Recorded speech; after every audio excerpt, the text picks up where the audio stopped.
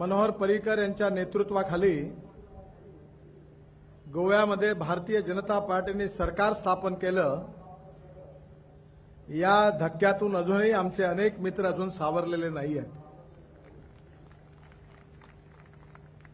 मला एका काँग्रेसच्या नेत्यांनी सांगितलं की आम्हाला जेवायला बोलावलं होतं, डायनिंग टेबलमध्ये ताटं ठेवली होती, जेवण वाढलं होतं, पण कोणत्या खुर्चीवर कोणी बसायचं याची वाद आणि चर्चा आम्ही करत असताना तुम्ही आले, जेवले आणि जेवून निघून गेले आणि आम्हाला काहीच मिळालं नाही।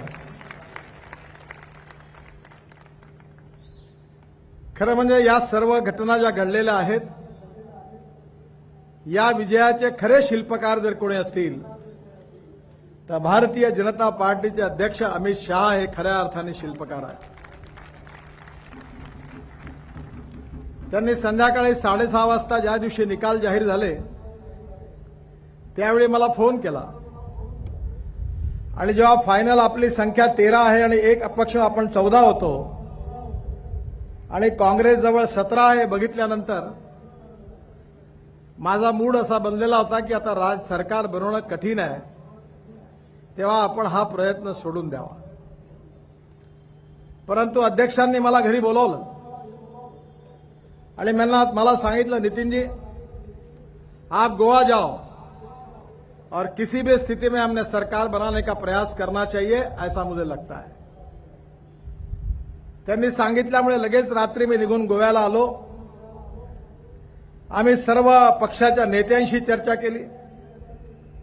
आज आपले जे मित्र पक्ष आहेत त्या सगळ्यांशी चर्चा केली, राजकीय चर्चा झाली।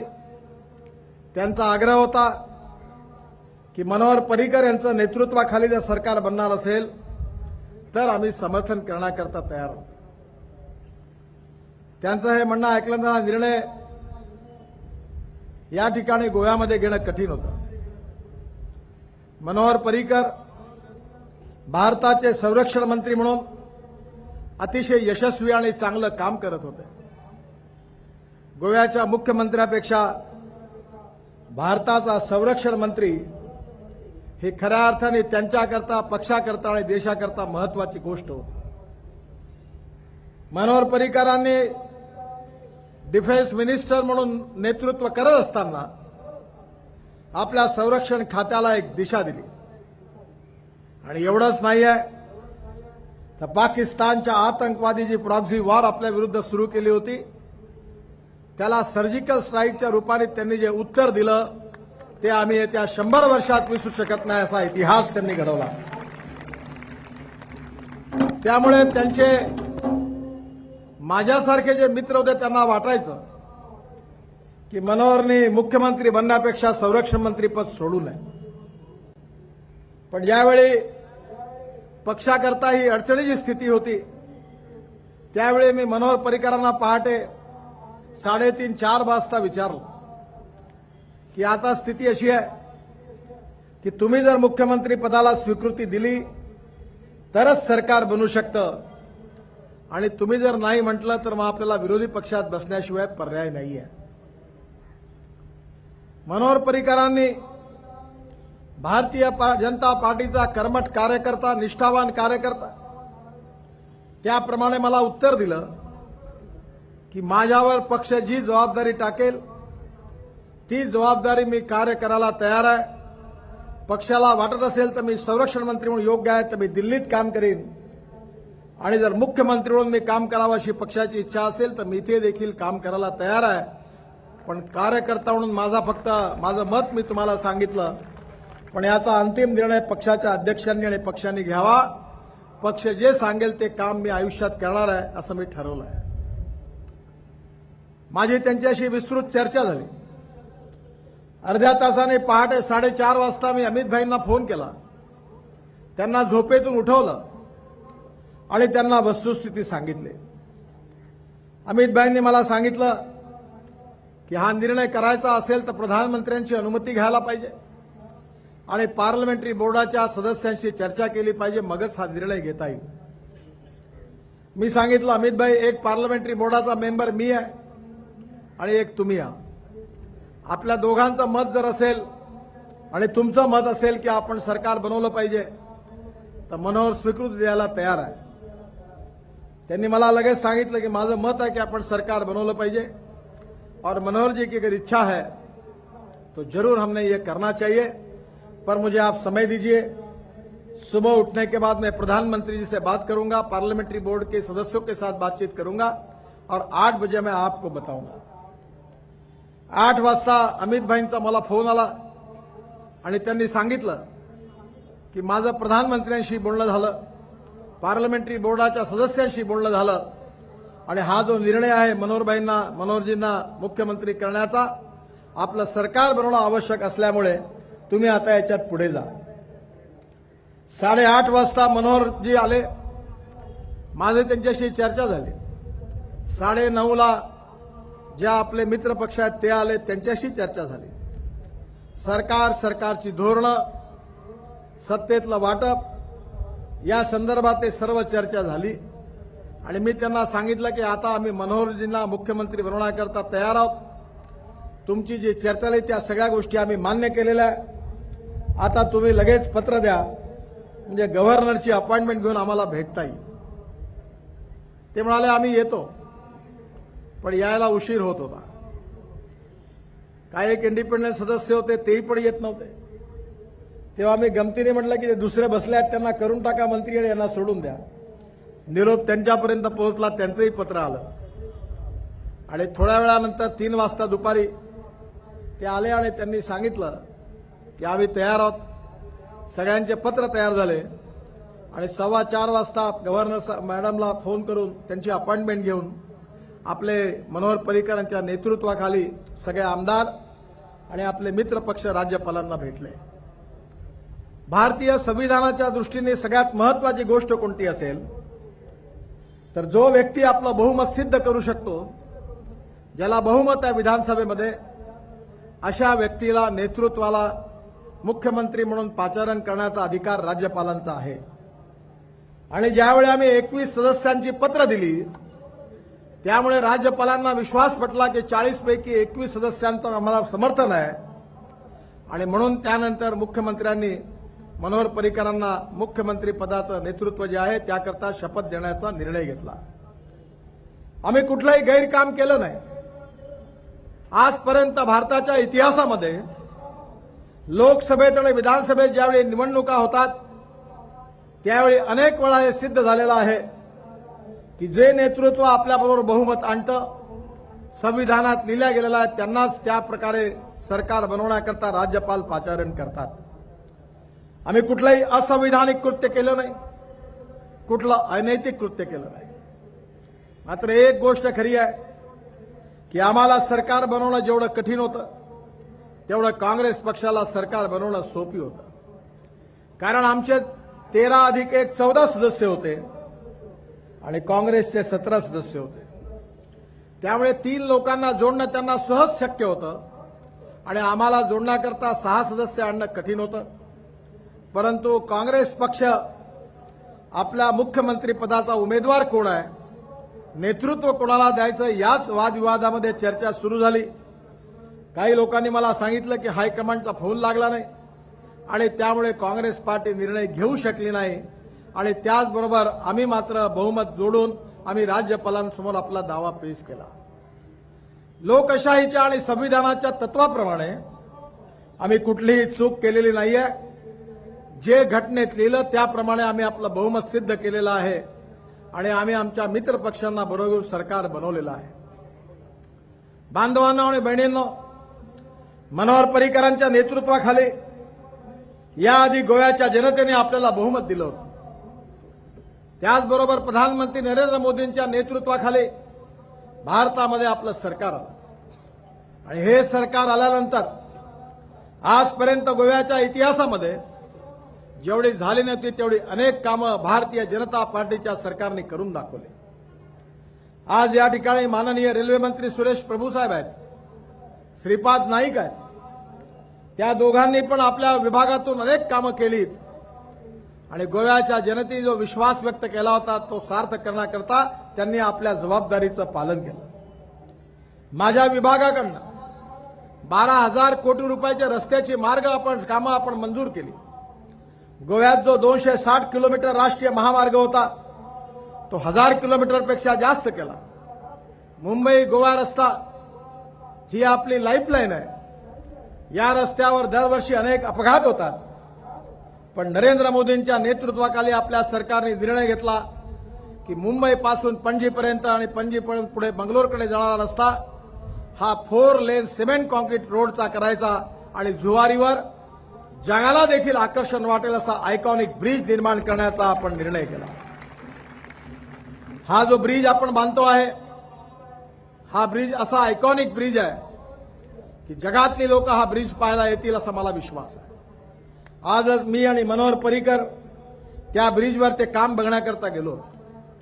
तिथे मोठ्या ब्रिजवर त्यावरती एक टॉवर बांधला, गॅलरी आहे, व्ह्यूअर गॅलरी आहे आणि ज्यातून संपूर्ण गोव्याचं दर्शन होणार आहे. गोव्यामध्ये मुंबई गोवा रस्त्याचे 4 पॅकेजेस आहेत आणि 11 पॅकेजेस महाराष्ट्रामध्ये आहेत. कशाळी घाटाचं टनेलचं सोडून सगळ्या कामाची टेंडर मंजूर होऊन कामाला सुरुवात झालेली आहे. जवळपास 18,000 कोटी रुपये आम्ही या रस्त्यावर खर्च करतो आहे आणि मी तुम्हाला विश्वास देतो की 2018 डिसेंबर महिना पूर्ण होण्याच्या आधी आम्ही मुंबई ते गोवा रस्ता बांधल्याशिवाय राहणार नाही, हा आमचा शब्द आहे. माननीय नरेंद्र मोदींच्या हाताने जगाला आकर्षण ठरणारा आयकॉनिक ब्रिज आणि मुंबई गोवा रस्त्याचं सिमेंट कॉन्क्रीटचं 4 पदरीचा रस्ता याचं उद्घाटन आम्ही करून दाखवल्याशिवाय राहणार नाही, हा शब्द मी गोव्याच्या जनतेला देतो. एवढंच नाही तर गोव्याच्या विकासाकरता अनेक निर्णय आम्ही त्यावेळी घेतलेले आहेत. मला या गोष्टीचा अभिमान आहे की गोव्याचं पोर्ट आधी घाटामध्ये होतं, प्रॉफिट 5-6 कोटी मिळत होता, पण यावेळी आम्हाला जवळपास 68 कोटी रुपये नफा झालेला आहे. गोव्याचं पोर्ट आता त्याचं ड्रेजिंगचं काम आम्ही सुरू केलं. मधल्या काळात काय एन्व्हायरमेंटची अडचण आली, पुन्हा एकदा ते क्लिअर झालं की काम सुरू होईल आणि गोव्यामध्ये 18 मीटरचा ड्राफ्ट ठेवला.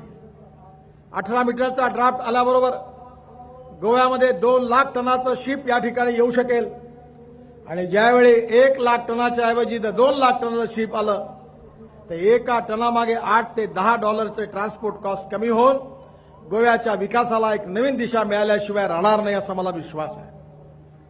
आणि म्हणून गोव्यामधल्या सर्व लोकांचा विचार करून आम्ही निर्णय घेतला. आपल्या देशामध्ये 750 किलोमीटरचा समुद्र किनारा आहे आणि या समुद्र किनाऱ्यावर 18% आपली लोकसंख्या अशी आहे की जी समुद्र काठावर राहते. गोव्यामध्ये आमचे मच्छीमार बांधव आहेत, फिशरमॅन आहेत. मला या गोष्टीचा आनंद आहे की आम्ही 104 कोटी रुपये खर्च करून गोव्याच्या मच्छीमारांकरता, फिशरमॅन करता एक नवीन फिशिंग टर्मिनलचं काम आम्ही हातात घेतलेलं आहे आणि त्याही कामाची सुरुवात केलेली आहे.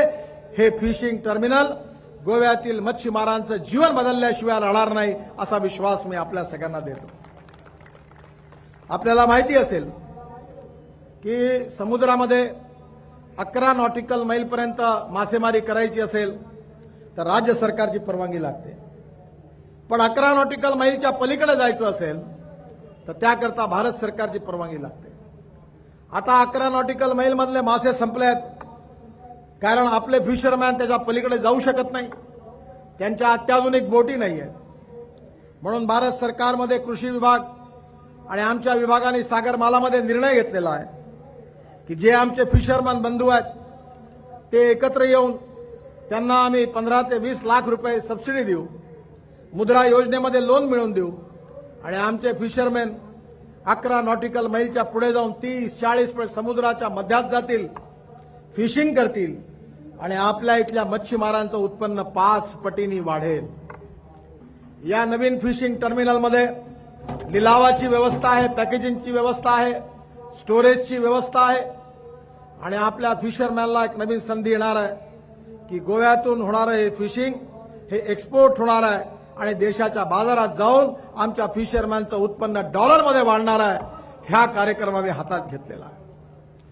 गोव्यातल्या ज्या 2 नद्या आहेत जुवारी आणि मांडवी या दोन्ही नद्यांचं ड्रेजिंग करण्याचा देखील आम्ही निर्णय केलेला आहे. याला जलमार्ग घोषित केलेला आहे. या नद्यांवर आम्ही पॅसेंजर जेटी निर्माण करण्याकरता ऑलरेडी सरकारला अनुदान देखील घोषित केलेलं आहे.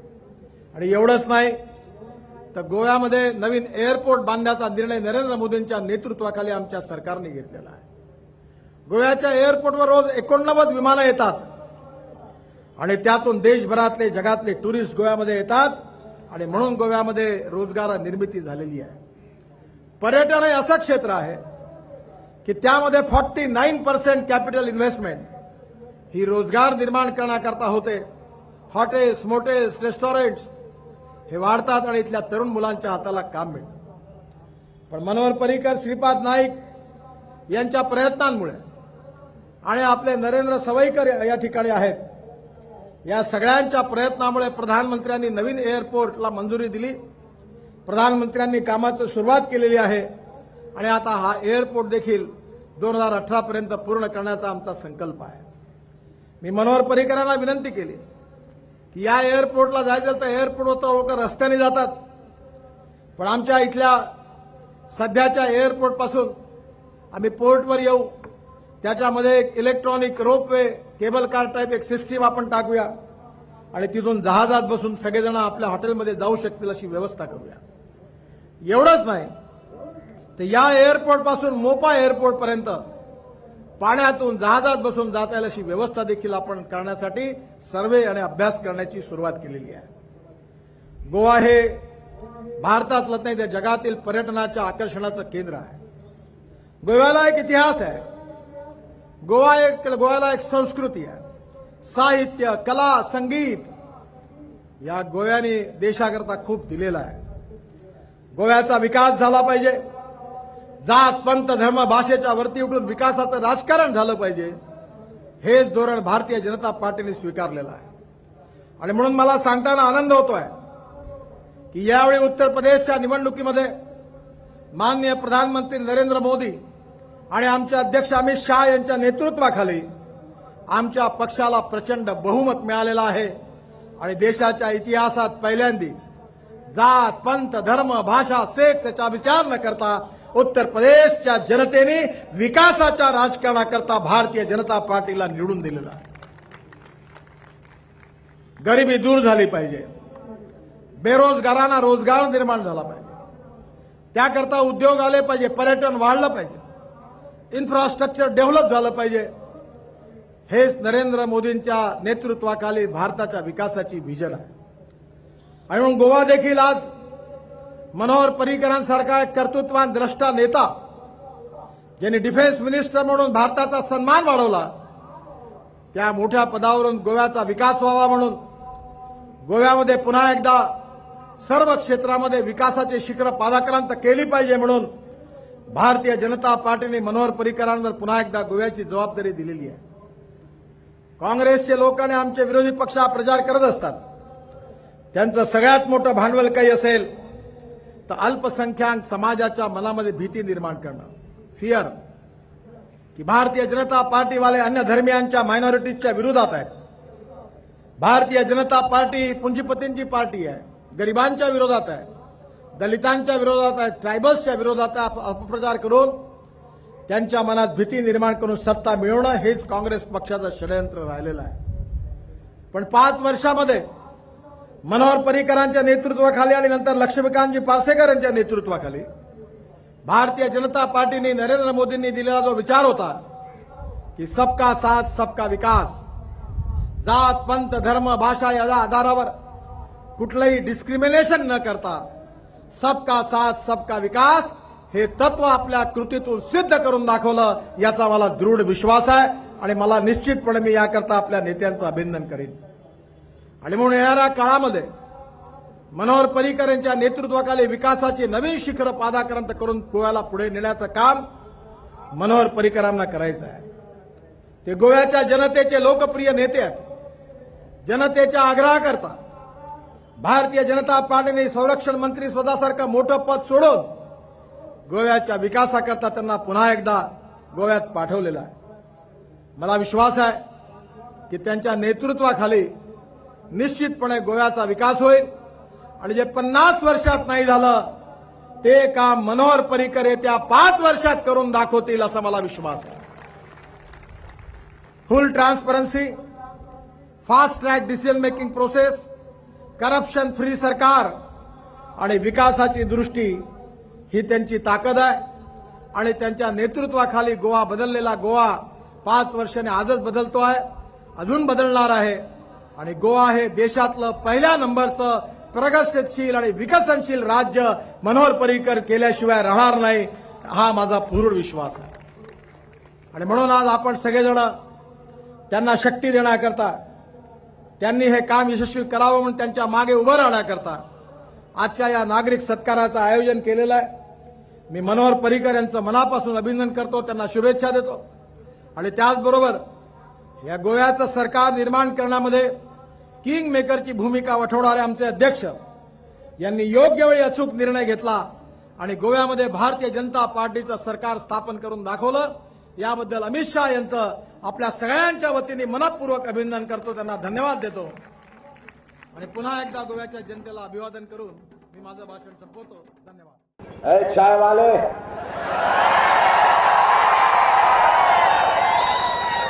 56 इंच का सीना रखने से कुछ नहीं होता, 4 इंच का दिल रख ले तो वो मर्द कहलाता है.